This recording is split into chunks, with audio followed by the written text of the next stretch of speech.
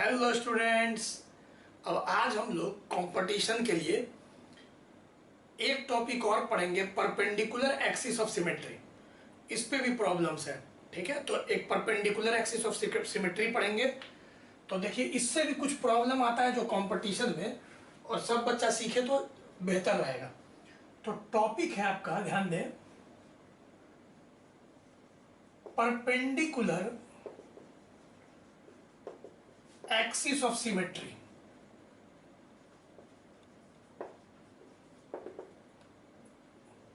Perpendicular axis of symmetry. अब यहां पे देखिए, सिमेट्री क्या होगा। जैसे कोई सर्किट है, इमेजिन कीजिए सिमेट्रिकल सर्किट। अब सिमेट्री क्या हो गया, लाइन ऑफ सिमेट्री क्या हुआ।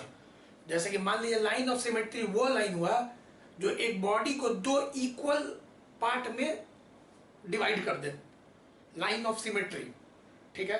तो अगर मान लीजिए कोई डिस्क है और हम बोले कि इसका लाइन ऑफ सिमेट्री क्या होगा, तो कोई डायमीटर हो गया। मान लीजिए किसी डायमीटर के आउट काट दिए तो दो इक्वल हिस्सा मिल गया, तो इस लाइन को हम लोग बोल सकते हैं लाइन ऑफ सिमेट्री।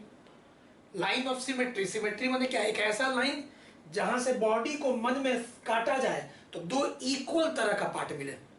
तो पहले आप समझिए लाइन ऑफ सिमेट्री का मतलब, सिमेट्री एक समान। तो यहां पे मान लीजिए कि कोई रजिस्टर ऐसे, अब ये तो सिंपल सा एक हम ऐसे ही सर्किट बना दिए जहां सारा रेजिस्टेंस आ रहा है, ठीक है, सारा रेजिस्टेंस आ रहा है। ऐसे तो ये अभी आपको देखते ही व्हीट स्टोन ब्रिज दिख रहा होगा, लेकिन मान लीजिए यहां से ए और बी टर्मिनल है। अब हम बोल सकते हैं कि ये इनपुट टर्मिनल है और ये आउटपुट टर्मिनल है। ए इनपुट मतलब करंट जाएगा और बी आउटपुट टर्मिनल, करंट निकलेगा।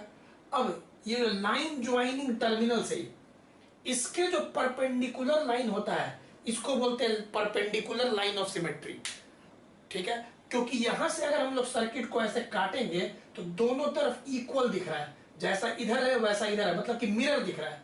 ये वाला जो लाइन एक मिरर का काम करेगा, मिरर का। और जैसा सर्किट इधर है वैसा ही सर्किट इधर है।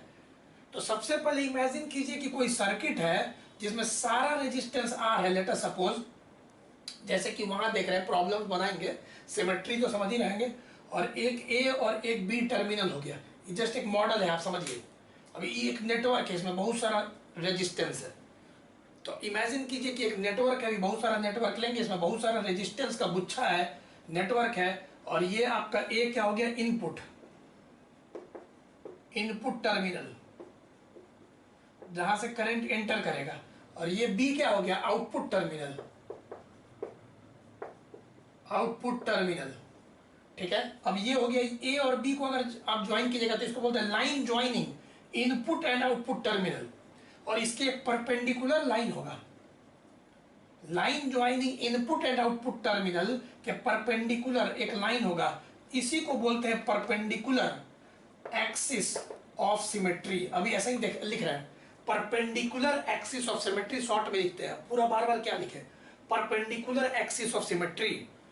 अब इस परपेंडिकुलर एक्सिस ऑफ सिमेट्री का बहुत सारा खासियत है जिससे प्रॉब्लम बहुत आसानी से बनता है।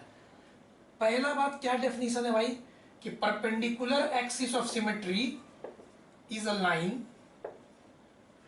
which is perpendicular to line joining the input and output, the input and output terminals, the input and output terminals, and it divide the network या circuit into two equal parts। तो आप बोल सकते हैं एक तरह का ये मिरर है। अगर यहाँ कोई मिरर रख देंगे तो जैसा इधर है वैसा इधर है। ये हो गया परपेंडिकुलर एक्सिस ऑफ सिमेट्री का डेफिनेशन। अब सबसे इंपॉर्टेंट क्या बात है, मतलब लिख सकते हैं it act like a mirror, it act like a mirror, mirror symmetry, ठीक है। अब सबसे अच्छा बात क्या है कि परपेंडिकुलर एक्सिस ऑफ सिमेट्री पे हर पॉइंट पे पोटेंशियल सेम होता है, ये याद कर लीजिए। इसके ऊपर जितना भी पॉइंट है जो नेटवर्क पे आएगा सबका पोटेंशियल क्या होता है, सेम होता है। देखेंगे प्रॉब्लम में भी, तो देखेंगे प्रॉब्लम में तो देखेंगे कि all the points on perpendicular axis of symmetry have equal potential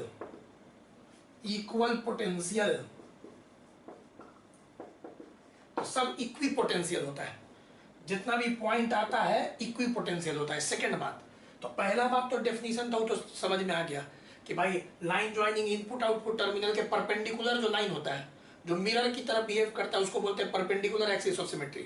और परपेंडिकुलर एक्सिस सिमेट्री के हर पॉइंट पे पोटेंशियल क्या होता है, सेम होता है। अब तीसरा जो इंपॉर्टेंट बात है जो हम लोग प्रॉब्लम से समझेंगे कि ए नोड मैंने बताया था ना, जंक्शन टाइप का गांठ।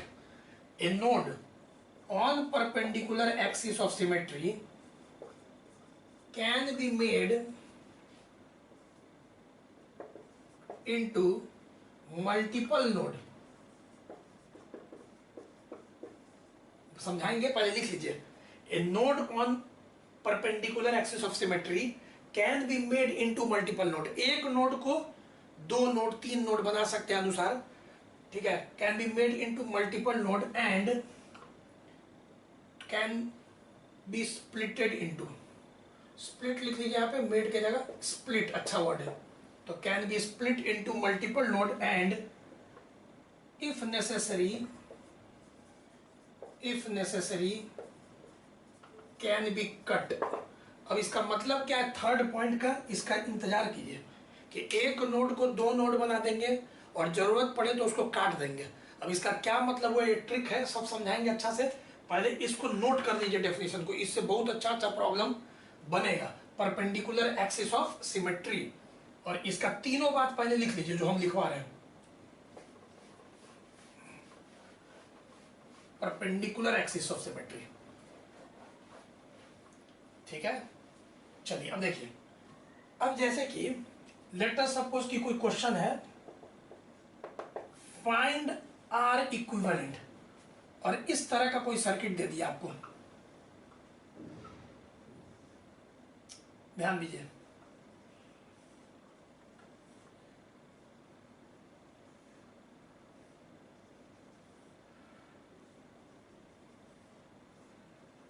देखिए इस तरह का कोई सर्किट दे दिया, ये इनपुट टर्मिनल और आउटपुट टर्मिनल सबसे पहले देखिए, और सब का रेजिस्टेंस स्मॉल आर है। और क्वेश्चन क्या है, फाइंड आर इक्विवेलेंट, ठीक है। आर इक्विवेलेंट निकालना है, तो सबसे पहले तो दिख रहा है कि सारा जो रेजिस्टेंस है सब आइडेंटिकल है, तो भाई सिमेट्री हो सकता है इसमें, है ना। और परपेंडिकुलर एक्सिस ऑफ सिमेट्री देखिए कि क्या परपेंडिकुलर एक्सिस ऑफ सिमेट्री है, यहाँ पे एक ऐसा लाइन जो इनपुट और आउटपुट टर्मिनल को ज्वाइन कर रहा है उसके परपेंडिकुलर हो, और जब यहां मिरर लगा दें तो जैसा इधर हो सर्किट वैसा उधर हो, तो एकदम है। तो हम लोग का सबसे पहले क्या है, ये वाला जो लाइन होगा, ये वाला लाइन जो रेड से मैं बना रहा हूं, यही आपका होगा परपेंडिकुलर एक्सिस ऑफ सिमेट्री। अब हम क्या बोले थे, परपेंडिकुलर एक्सिस ऑफ सिमेट्री, तो समझ गए आप पहले कि जो परपेंडिकुलर एक्सिस ऑफ सिमेट्री है इसके हर पॉइंट पे पोटेंशियल सेम होता है सर्किट के ऊपर। इसका मतलब इसके ऊपर 3 पॉइंट लेते हैं, ये एक, ये और एक ये, ठीक है। अब हम लोग देख रहे हैं भाई कि इसके ऊपर हम 3 पॉइंट लिए, ये और ये। अब ये तीनों पॉइंट का पोटेंशियल सेम है, तीनों पॉइंट का पोटेंशियल सेम है, क्योंकि ये तीनों पॉइंट क्या चीज के ऊपर है, परपेंडिकुलर एक्सिस ऑफ सिमेट्री। और परपेंडिकुलर एक्सिस ऑफ सिमेट्री पे जो पॉइंट्स होता है वो इक्वल पोटेंशियल पे होता है। तो अब बताइए इन दोनों पॉइंट का सेम पोटेंशियल है, तो पोटेंशियल डिफरेंस क्या हो गया, 0। तो पोटेंशियल डिफरेंस 0 हो गया, मतलब इस रेजिस्टर में कोई करंट नहीं जाएगा, क्योंकि V potential difference V is equal to IR। Potential difference 0, resistance तो 0 होता नहीं, वो तो लगा हुआ है।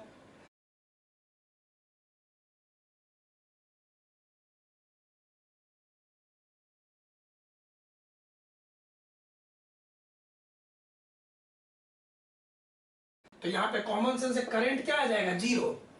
मतलब कि इसमें और इसमें इसका भी potential difference zero. Potential same means potential difference zero, मतलब इसका पोटेंशियल भी तो इसका भी भी, तो पोटेंशियल डिफरेंस भी माइनस भी तो जीरो ही ना हो गया। और पोटेंशियल डिफरेंस जीरो हो गया तो पोटेंशियल डिफरेंस का फॉर्मूला क्या होता है, आई आर। तो पोटेंशियल डिफरेंस जीरो तो करंट जीरो। इसका मतलब इन दोनों रेजिस्टेंस में कोई करंट नहीं जाएगा, नोच के फेंक दो। तो जैसे ही तुम इन दोनों को हटाओगे, क्यों हटाओगे, कारण समझ गए, क्योंकि पोटेंशियल सेम है, तो सर्किट बहुत छोटा हो जाएगा और बहुत ही आसान सर्किट हो जाएगा। ये देखो अब तो इजीली सॉल्व हो जाएगा भाई सर्किट, अब तो सर्किट इजीली सॉल्व हो जाएगा। चलिए ये R R R R R R और ये दोनों को नोच के फेंक दिए। क्यों नोच के फेंक दिए, समझ गए, क्योंकि इस पे पोटेंशियल क्या था, सेम था, तो पोटेंशियल डिफरेंस जीरो था, तो इसमें कोई करंट नहीं जाएगा, तो इसको हटा दिया। क्योंकि करंट जाएगा ही नहीं तो उसका रहना ना रहना बात बराबर है, उसका कोई काम ही नहीं है। चलो तो अब तो सॉल्व कर लोगे। अब सोचो करंट यहाँ से आएगा तो करंट का फ्लो देखो, यहाँ से चला जाएगा ऐसे, यहाँ से ऐसे और यहाँ से ऐसे, तो ये दोनों क्या चीज हो गया, सीरीज में, क्योंकि करंट ऐसे जा रहा है। तो R R two R R R two R R R two R, तो हम लोग का तीन यहाँ पे हो गया ना, डायरेक्ट आंसर हो गया 2r/3। चलिए सीरीज में ये हो गया 2r 2r 2r।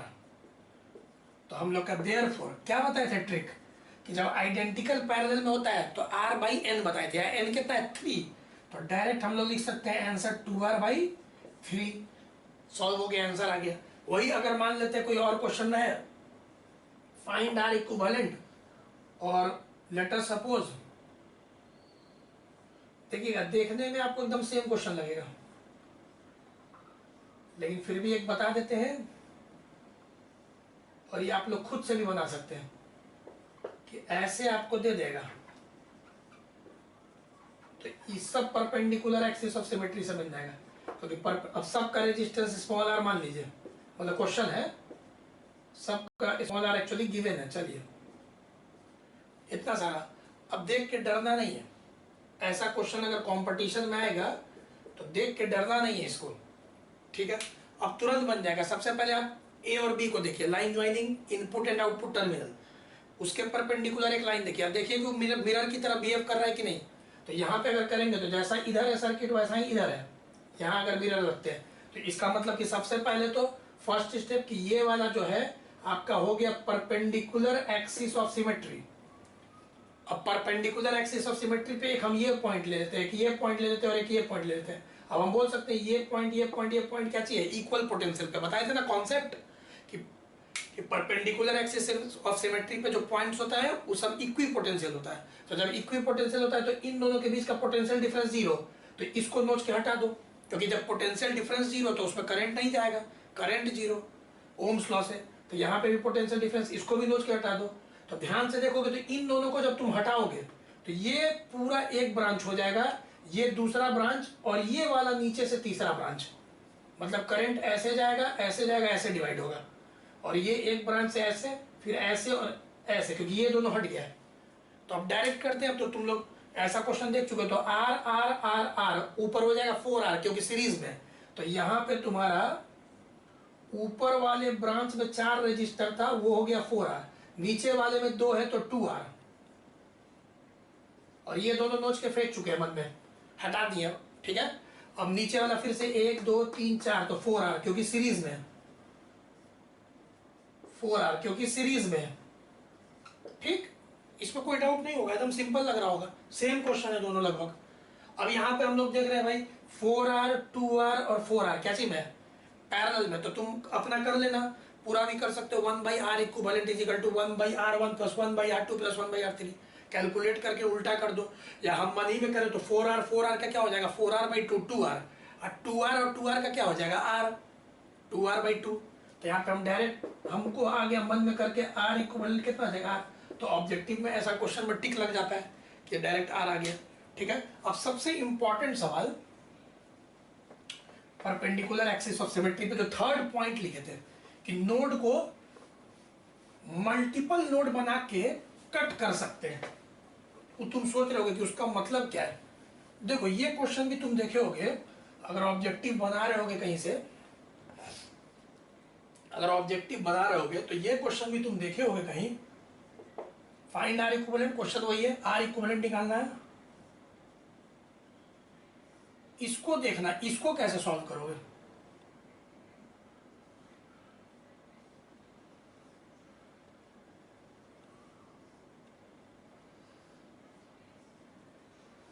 अब यहां पे देखो ए और बी, अब यहां कहीं सीरीज पैरेलल दिखेगा ही नहीं, सक्सेसिव रिडक्शन से तो बनेगा नहीं भाई, ठीक है। सक्सेसिव, चलो सिमेट्रिकल, अच्छा मतलब सब चीज सही है, थोड़ा और सिमेट्रिकल दिखा देते हैं। चलो बीचों बीच अब लग रहा है थोड़ा, चलो सब सही था पहले भी। अब देखिए, अब यहाँ आर इक्विवेलेंट निकालो ए और बी के बीच में, मतलब ए और बी के बीच में आर इक्विवेलेंट क्या होगा। अब ध्यान से सोचोगे तो यहाँ सीरीज पैरेलल से बनेगा ही नहीं, सरेंडर कर दोगे कि तो बनेगा ही नहीं सर, सवाल कैसे बनेगा। तो देखो इसमें फिर से अगर हम बोले, इस आर को तुम मन में पहले ब्रेक कर दो, R by two R by two, ठीक है, R by two R by two R होगा सीरीज में, सीरीज में तो ऐड होता है। तो अगर फिर से ये हम लोग का इनपुट और आउटपुट टर्मिनल का लाइन ज्वाइनिंग है, इसके परपेंडिकुलर एक लाइन देखते हैं मन में।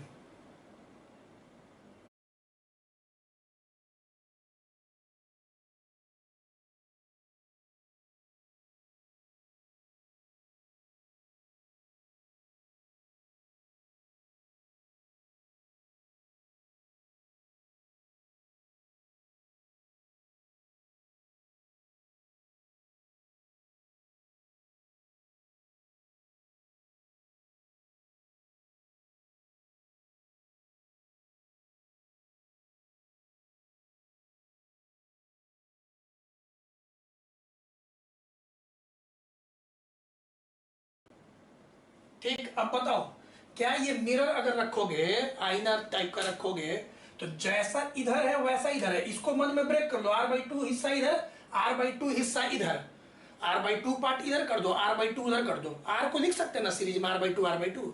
तो बताओ एकदम जैसा इधर है वैसा ही इधर है, मतलब ये आपका परपेंडिकुलर एक्सिस ऑफ सिमेट्री है, ठीक। अब लेकिन परपेंडिकुलर एक्सिस ऑफ सिमेट्री है तो अब कुछ फायदा तो दिख नहीं रहा, क्योंकि यहाँ पे पहली बार इसके ऊपर कोई रजिस्टर नहीं है।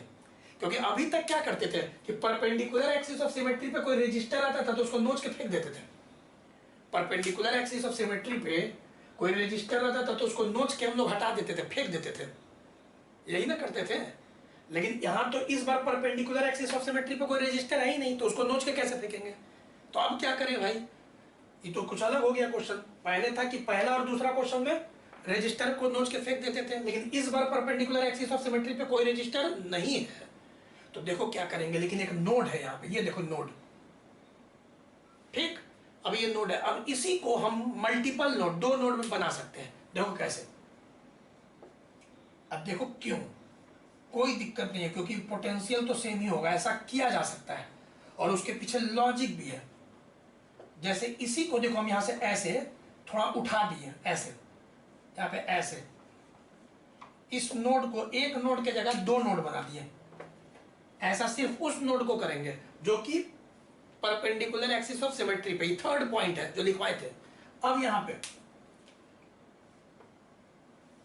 ध्यान दीजिएगा बहुत अच्छा, और इसको तो आर ही लिख सकते हैं, R by two R by two R. चलो ठीक, यही हम लोग का परपेंडिकुलर एक्सिस ऑफ सिमेट्री। तो परपेंडिकुलर एक्सिस ऑफ सिमेट्री पे जो एक नोड था उसको हम दो नोड बना दिए, ठीक है। अब याद रखना बाबू, क्यों ऐसा कर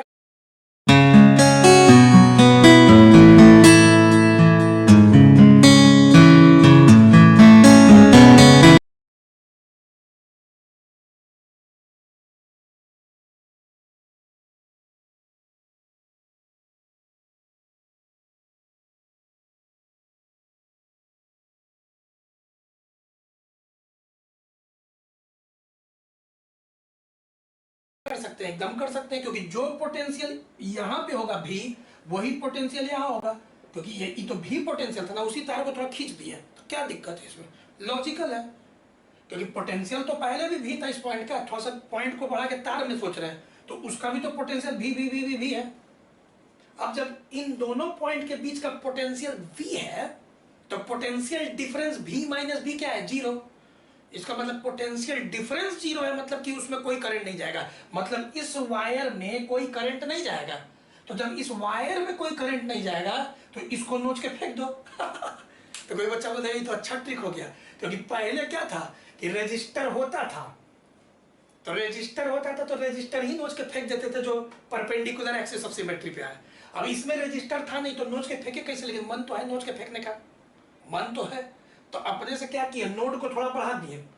अब क्योंकि सबका पोटेंशियल सेम है, तो ऐसे भी इस पार्ट में कोई करंट नहीं जाएगा, तो अगर हम इसको हटा दें, इस रेड वाला पार्ट को नोच के फेंक दें, तो भी सब चीज इक्विवेलेंट है, लॉजिकल है भाई। तो यहां पे हम इसी को आगे बढ़ाएं,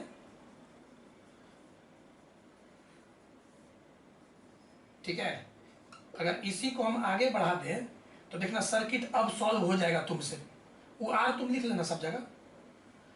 अब तुम बोलोगे कि सवाल अब बन जाएगा सर, प्रॉब्लम बन जाएगा, क्योंकि अब तो सर ये 10th स्टैंडर्ड का सवाल हो गया। अब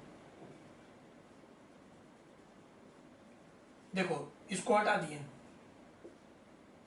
ठीक है। अब देखो क्या था क्या हो गया, अब तुम सॉल्व कर लो। अब ये 10th स्टैंडर्ड का सवाल हो गया, क्योंकि नीचे वाला तुम देख रहे हो कि जो आर आर है ये क्या हो जाएगा 2r। रुक जाओ उधर रब करते हैं।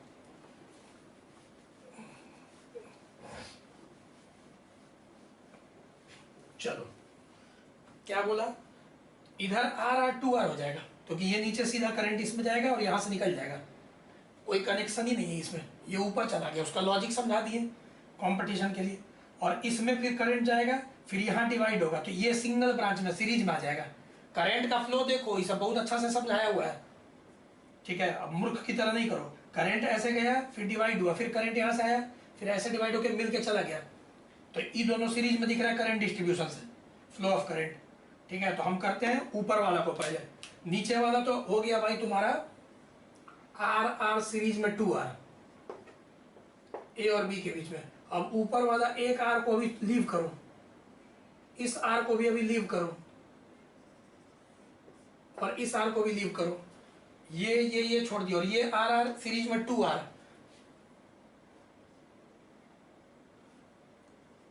चलो सब चीज सही, ठीक है। तो इसको तो आर आर 2r लिख दिए, ये दोनों छोड़ दिए थे, इसको छोड़े, और ये दोनों सीरीज में सॉल्व किए। अब बताओ वो दोनों क्या चीज में, ये दोनों क्या चीज में, पैरेलल में। तो पैरेलल में ट्रिक बताए थे प्रोडक्ट बाय सम, तो चलो करो प्रोडक्ट बाय सम।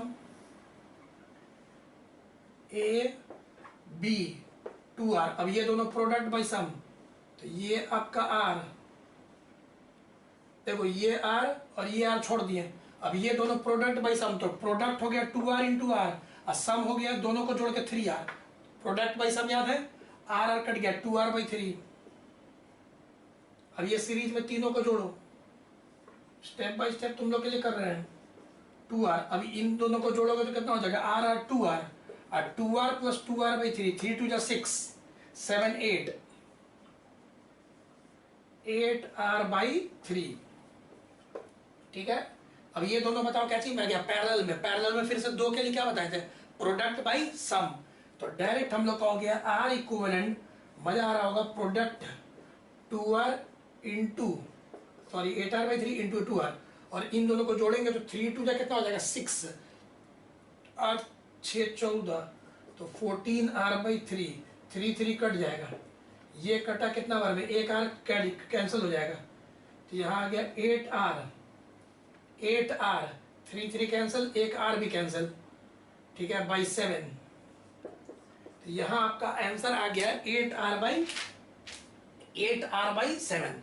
अब देखो सिंपल समझ गए, यहाँ के बाद तुम भी सॉल्व कर सकते थे, फिर 10th स्टैंडर्ड की तरह हो गया। यहाँ तक हमको समझाना था नया बात, इसके बाद तुम भी कर सकते थे, हम कर दिया। सुनो, इसी में एक और सवाल होगा, यहीं पे देखो, इसी में यही चीज नीचे भी होगा, यही चीज नीचे होगा एकदम ऐसा ही, एकदम यही चीज फिर ऐसे नीचे। तो जब उसको तुम सॉल्व करोगे, समझ गया ना क्या बोले हैं, जैसे कि पहले इसको नोट करो, हम बताते हैं एक चीज। पहले इस क्वेश्चन को नोट कर लो, वीडियो पॉज करके नोट करो, अब इसी में एक फेमस क्वेश्चन क्या है जो लगातार तुमको कंपटीशन के बुक्स में दिखेगा।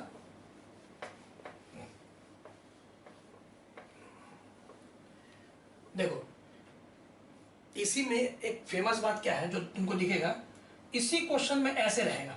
देखना नेक्स्ट क्वेश्चन है, आज का क्वेश्चन नंबर 4 हो गया, 3 तक हो गया ना, ये 4 हो गया, अब 1 2 ठीक है ना, और ये क्या 3 हो गया और ये 4th हो गया। अब नया क्वेश्चन क्या है इसी में, यही चीज एकदम नीचे,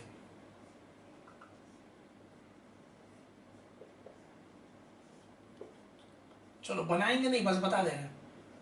अब चलो ये तो परपेंडिकुलर एक्सिस ऑफ सिमेट्री हो गया पक्का, इसका r/2 इधर सोच लेंगे, r/2 तो जैसा इधर है वैसा इधर है।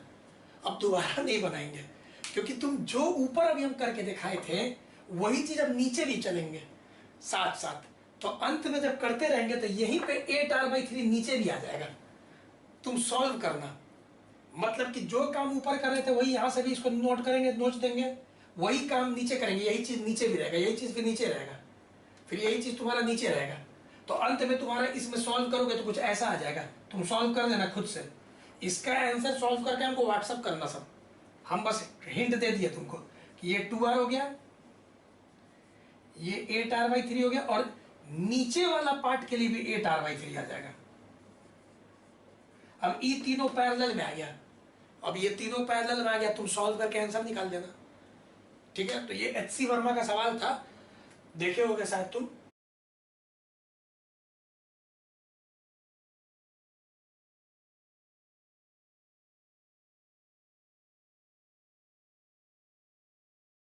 तो ऐसा सवाल भी हम लोग का line of symmetry, perpendicular axis of symmetry से बनता है।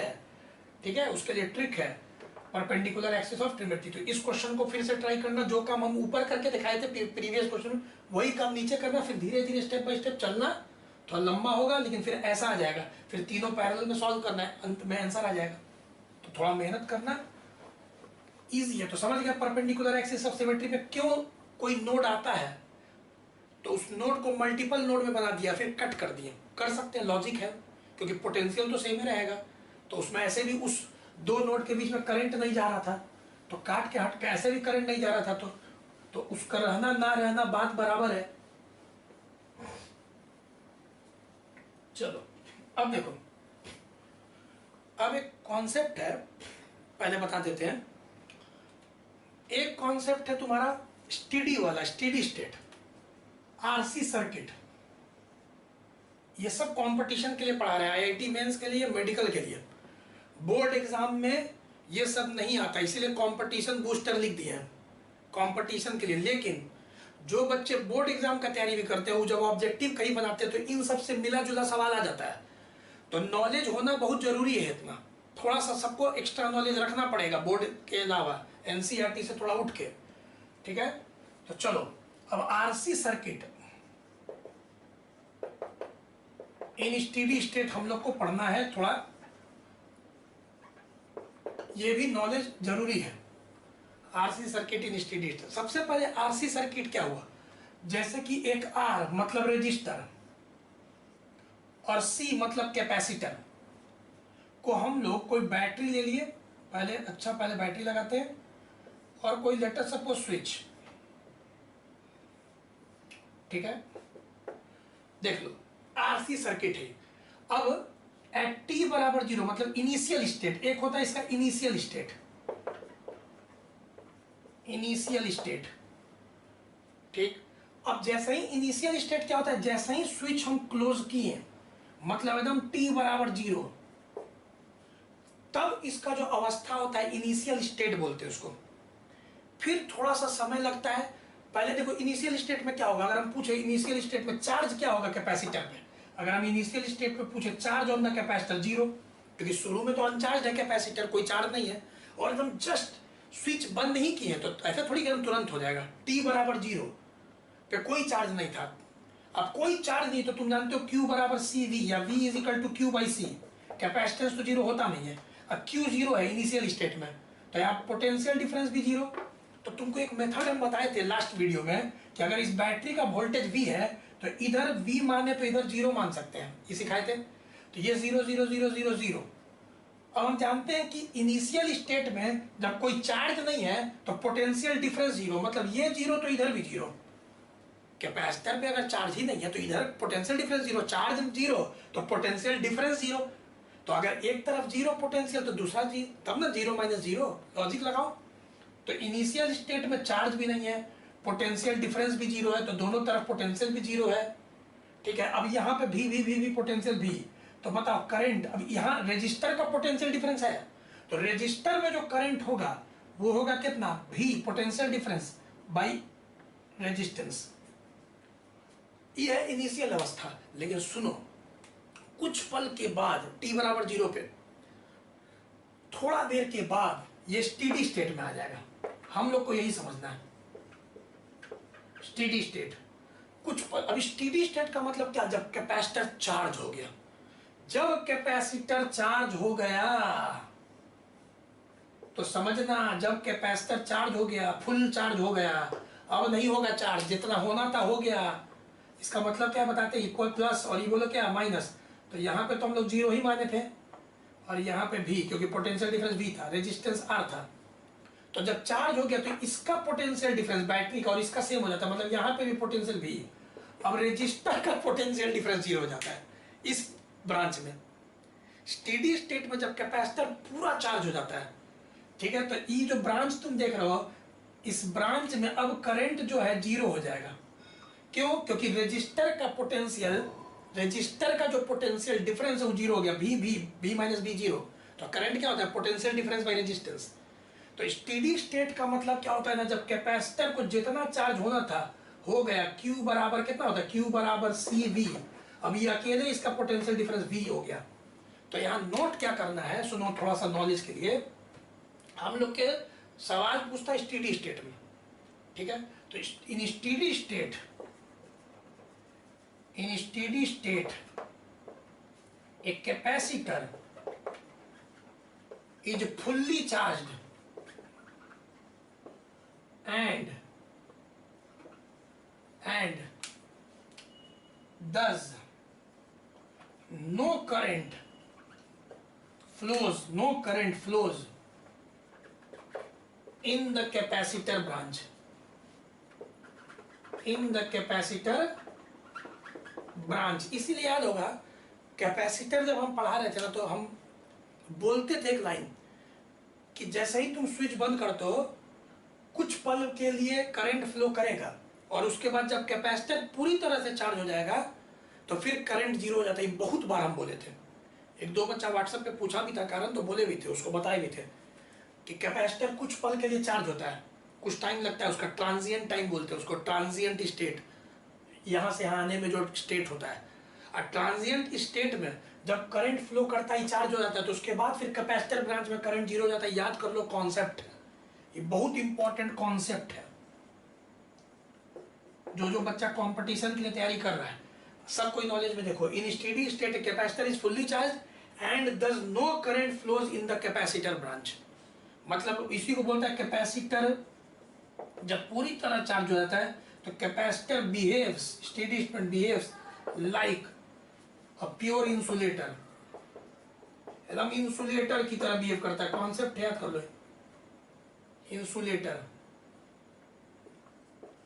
एकदम इंसुलेटर, करंट को जाने ही नहीं देगा। अब इस पे प्रॉब्लम कैसा आएगा भाई, कैसा प्रॉब्लम है, पहले कॉन्सेप्ट नोट करो, बताते हैं।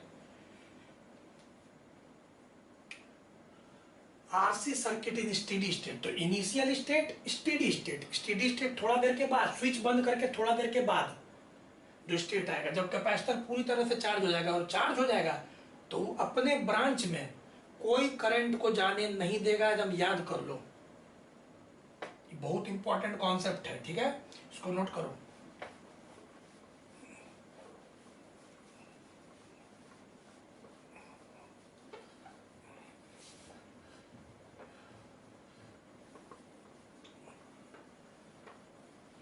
चलो अब देखो, अब यहां पे जैसे क्वेश्चन है,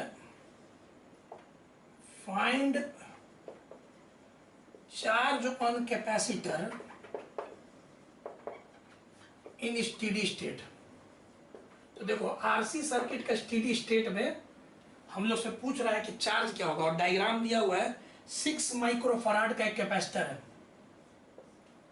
6 माइक्रोफराड का, और यहां पे एक रजिस्टर से कनेक्टेड है, फिर एक रजिस्टर है, ये फिगर गिवन है, और ऐसे एक सेल है, ठीक है। रेजिस्टेंस है 10 ओम एंड 2 ओम,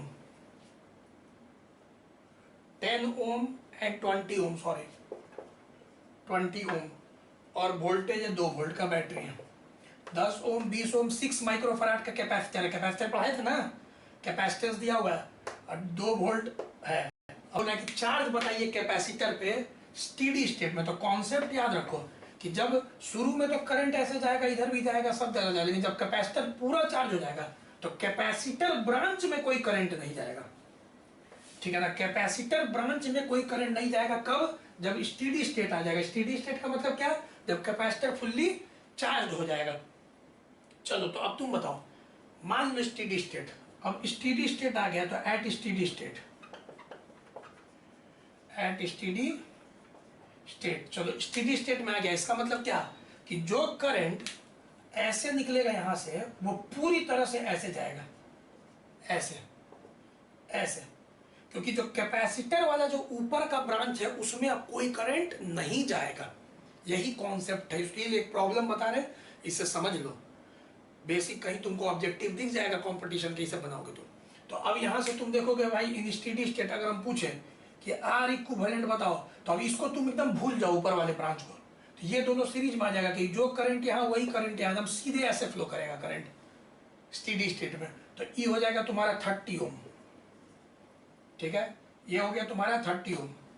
अब यहां से ये 30 ओम हो गया, तो चलो करंट क्या होता है, सीधे ओम्स को लगा देते हैं, एक सिंगल सेल है, तो आर इक्विवेलेंट पता चल गया, तो I is equal to V by R equivalent. V कितना हो गया हम लोग का 2, और आर इक्विवेलेंट कितना हो गया 30, मतलब 1/15 एम्पेयर का करंट आ गया। अब हमको चाहिए इसका पोटेंशियल डिफरेंस, बताते हैं। देखो हमको निकालना क्या था, इसका चार्ज, तो हमको अगर इसका पोटेंशियल डिफरेंस पता चल जाए 10 ओम का, तो जो इसका पोटेंशियल डिफरेंस होगा वही इसका होगा, पैरेलल में ना है। अगर मान लेते इसका पोटेंशियल डिफरेंस यहाँ V1 और यहाँ V2, तो इसका अगर V1 माइनस V2 है तो इसका भी वही होगा, क्योंकि V1 V1 V1 V1, V2 V2 V2 V2, तो V1 माइनस V2। पैरेलल में पोटेंशियल डिफरेंस क्या होता है, सेम होता है, वोल्टेज सेम होता है। तो चलो अब करंट हमको पता चल गया, रेजिस्टेंस पता है, तो इसका पोटेंशियल डिफरेंस, तो potential difference of 10 ohm resistance register is, चलो इसका पोटेंशियल डिफरेंस V बराबर आई आर, आई कितना था 1/15, आर कितना है 10, तो पोटेंशियल डिफरेंस कितना आ गया 2/3 वोल्ट, मतलब इसका हम लोग आ गया, आई तो 1/15 था, चलो इसका पोटेंशियल डिफरेंस जो होगा वही इसका होगा। तो एज कैपेसिटर है, नहीं चाहे सीधे लिखते, hence the potential difference of capacitor is, चलो पोटेंशियल डिफरेंस ऑफ कैपेसिटर बोलो 2/3 वोल्ट, क्यों? क्योंकि जो इस रेजिस्टर का होगा वही इसका होगा, क्योंकि दोनों पैरेलल में। तो अब इसका पोटेंशियल डिफरेंस पता चल गया, हो गया। मास्टर फार्मूला बोलो, Q बराबर CV। अब सबको पता है मास्टर फार्मूला कैपेसिटर का, Q बराबर CV, तो Q बराबर CV, C कितना दिया हुआ है भाई 6 माइक्रो, चलो इनटू V कितना है 2/3, ठीक है। तो अब यहां से E काटो, 3 2 जा 6, 2 2 जा 4, तो 4 माइक्रो कूलम चार्ज आ गया। तो चार्ज ऑन द कैपेसिटर आपका कितना आ गया 4 माइक्रो कूलम। तो ये भी देखो आरसी सर्किट स्टेडी स्टेट में कुछ सवाल आता है, इस तरह से बनता है, ये भी तुमको ब्रेन में रखना पड़ेगा थोड़ा सा नॉलेज।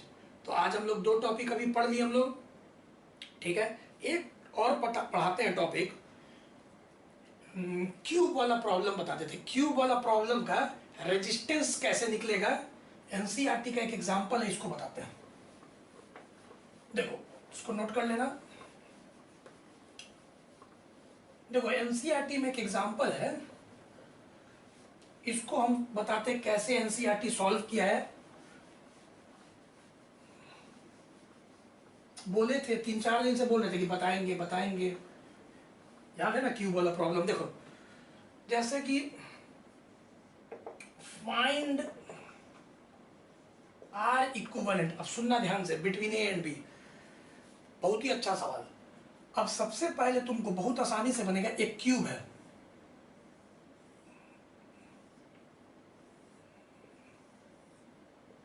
ध्यान से देखना, और इसके हर एज पे 12 एज होता है ना, यहां से ए करंट जाएगा input terminal, output. NCERT example, NCERT का एग्जांपल है, समझ लो कि कैसे आर इक्विवेलेंट निकलेगा किरचॉफ्स लॉ की मदद से।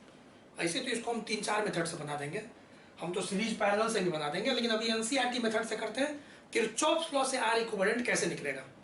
तो देखो, सबसे पहले यहाँ पे हर एज में एक रेजिस्टर है। पहले मन में सोचो कि यहाँ पे एक रेजिस्टर है, क्वेश्चन को पहले समझो। हर एज पे एक रेजिस्टर है, कितना 12 एज हो गया ना क्यूब का। हर एज पे एक रेजिस्टर, देखना कहीं छूटा ना, और सब रेजिस्टेंस आर है।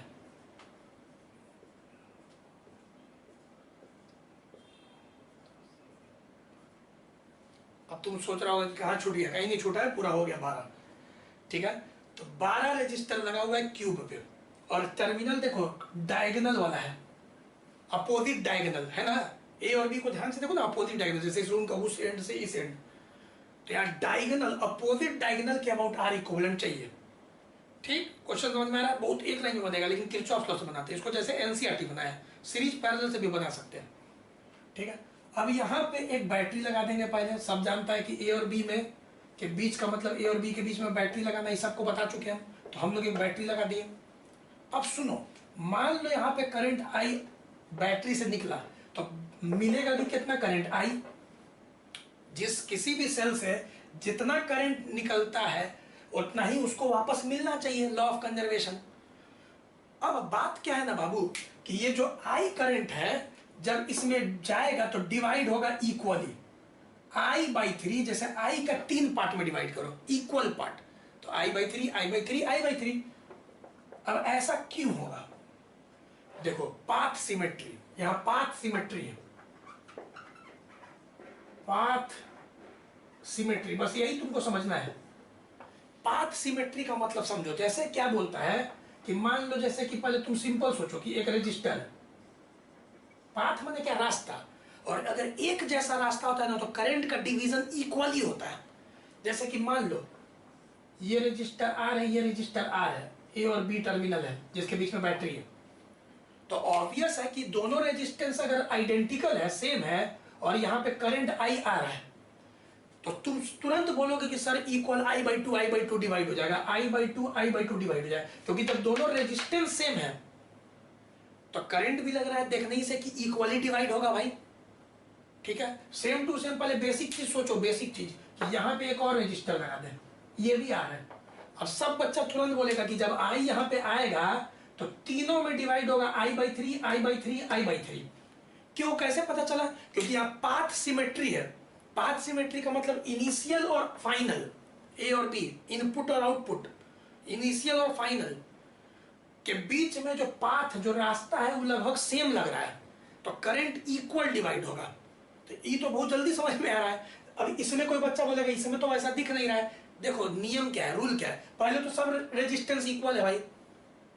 रूल है मिनिमम नंबर ऑफ पाथ, देखिए बिटवीन इनपुट एंड आउटपुट। पहला तो रेजिस्टेंस इक्वल है, फर्स्ट स्टेप वो तो है। दूसरा, minimum number of element count कीजिए इनिशियल और फाइनल के बीच में। अगर सारे पाथ में जितना भी रास्ता है सब पे अगर minimum number of path same आया तो इक्वली करंट डिवाइड होगा। कैसे, सुनो, जैसे यहाँ पे 3 रास्ता है, 3 पाथ है, 1 2 3। अब हमको यहां से यहां इनिशियल से फाइनल चलना है और काउंट करना है मिनिमम नंबर ऑफ रजिस्टर। अगर हम इधर से चलते तो 1 2 3 रजिस्टर हमको मिलता, तो बस याद रखना 1 2 3। अगर हम इधर से भी चलते हैं मिनिमम नंबर ऑफ पाथ 1, कोई बच्चा ऐसे चलता 2 3, कोई बच्चा ऐसे चलता 1 2 3। इनिशियल से फाइनल में फिर से 3 रजिस्टर भेटाया। और अगर हम ऊपर वाले में चलते तो देखो 1 2 3, कोई ऐसे भी चल सकता था 1 2 3।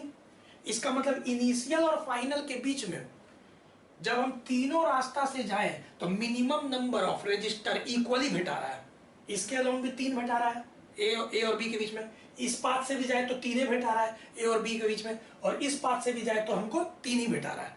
इसका मतलब कि करंट का डिवीजन इक्वल होगा। इस प्रक्रिया को बोलते हैं पाथ सिमेट्री, जो कि हम बेसिक स्तर पे भी समझाए।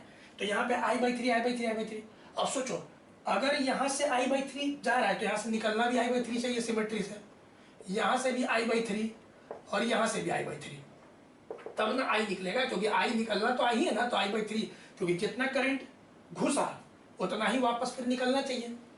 अब एक चीज और सोचो, यहाँ पे जो I/3 आया ऐसे यहाँ पहुंचा, ये वाला I/3, ये वाला जब I/3 यहाँ पहुंचा तो फिर 2 पार्ट्स में डिवाइड हो रहा है। ध्यान से देखो, यहाँ से जो I/3 आ रहा है 2 पार्ट में डिवाइड हो रहा है। अब फिर से पाथ सिमेट्री लगाओ, 1 2 पहुंच गए, 1 2 पहुंच गए 2 पार्ट में, तो यहाँ पे I/3 का आधा डिवाइड होगा। अब I/3 का आधा कितना होता है? I/6, I/3 प्लस I/6, तो I/3 का 2 में डिवीजन हो जाएगा, तो ये हो जाएगा I/6। अब टेंशन मत लो, मेरा हो जाएगा काम। ये हम समझाए करंट डिस्ट्रीब्यूशन, इतना समझो, I/3 और यहाँ I/6 क्यों हुआ, बस यही चीज समझना है। अब ऐसे सवाल बन जाएगा, देखो current distribution, current flows from higher से लोअर, करंट ऐसे जा रहा है, करंट फ्लोज फ्रॉम हायर से lower, current flows from higher से लोअर, याद है ना। अब हम नीचे वाले लूप में लूप रूल लगा रहे हैं, लूप रूल, मेरा सवाल बन जाएगा, देखो तुम कैसे, ठीक है। Applying loop rule, applying loop rule in lower part, lower loop, नीचे वाला ये वाला लूप में, ऐसे देख लो। चलो यहां से हम चलना स्टार्ट करते हैं, फिर चलते चलते चलते चलते माइनस से प्लस, प्लस याद है ना लूप रूल, फिर चल रहे प्लस से माइनस, माइनस आई कितना है? I/3 और R कितना है? R। फिर चल रहे प्लस से minus, minus I/3 into R। फिर चल रहे प्लस से minus, minus I/3 into R। यहाँ पे I/6 था ना, यहाँ पे I/6 था करेंट। फिर चल रहे वो लौट के वहीं पे आ गया, बराबर 0। लूप रूल बताए थे, सवाल बन गया। देखो कैसे R इक्विवेलेंट किरचॉफ लॉ से भी निकलता है। अब यहाँ पे भी चलो सॉल्व करो, यहाँ पे 2 2 लगाए तो एलसीएम 6 6 6, 2 2 4 1 5, तो हम मन में कर लिए 5I/6, इसको हम सॉल्व करके उधर फेंक दिए, तुम कर लेना। अब बताओ, ये जो करंट I निकलता है सेल से, इसको देख के निकलता है? जी नहीं। इसको देख के निकलता है? जी नहीं। इसको देख के निकलता है? जी नहीं। इसको देख के निकलता है? जी नहीं। जो करंट निकलता है सेल से, इसको नहीं देखता है, पूरे को देखता है, आर इक्विवेलेंट को। तो अगर हम सेल के लिए लिखे इक्वेशन, तो सेल की जो करंट निकालता है V is equal to I R equivalent, क्योंकि सेल पूरे के आर इक्विवेलेंट को देख के करंट निकालता है। तो हम करंट सेल के लिए लिख सकते हैं V is equal to I R equivalent. यहां से आई कैंसिल हो गया, तो हम लोग का आर इक्विवेलेंट आ गया 5R/6। तो कितना अच्छा था यहाँ। ये देखो, ये तो बहुत तुमको आसानी से समझ में आ गया होगा। यहाँ बस इस फिगर में समझना क्या था, क्यों बता दिए, क्योंकि तुम एनसीईआरटी का एग्जाम्पल खुद से देखते हैं तो तुमको थोड़ा लगता है कि कैसे करंट का डिस्ट्रीब्यूशन कर दिया है। कुछ बुक में जानते हो यहीं पे ले लेता है 3I और फिर आई कर देगा, तो ठीक है, मतलब मानता है कि 3I करंट निकला तो मिलेगा भी 3I, और फिर आई डिवाइड करके करेगा, वो बात बराबर है, हमका ज्यादा अच्छा है।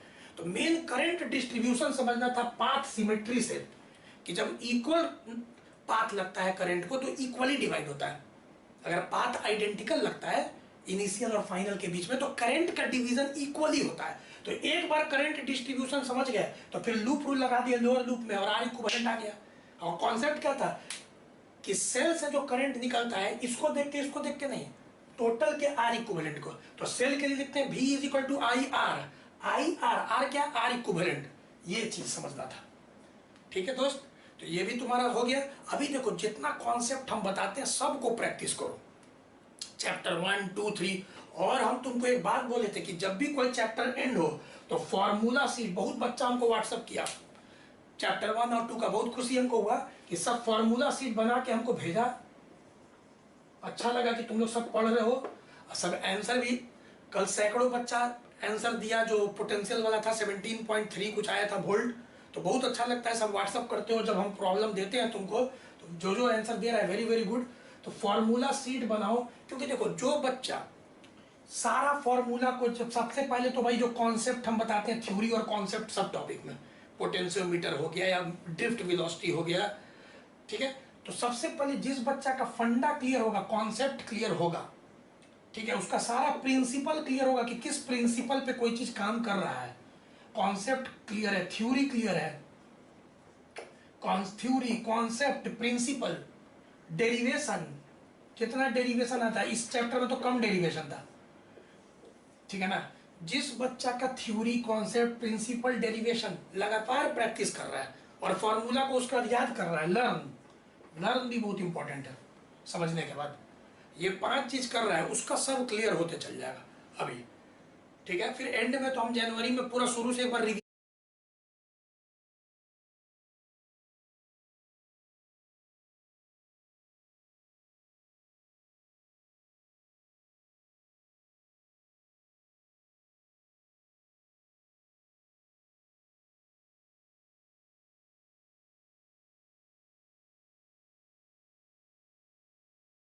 रिवीजन हम तो करवाएंगे, लेकिन अभी तुम लोग मेरा वीडियो का जो नोट्स बनाते हो उसको रिवाइज कर करके जितना भी डेरिवेशन है, प्रिंसिपल है, कॉन्सेप्ट है, थ्योरी है, उसको याद करते जाओ लिख लिख के।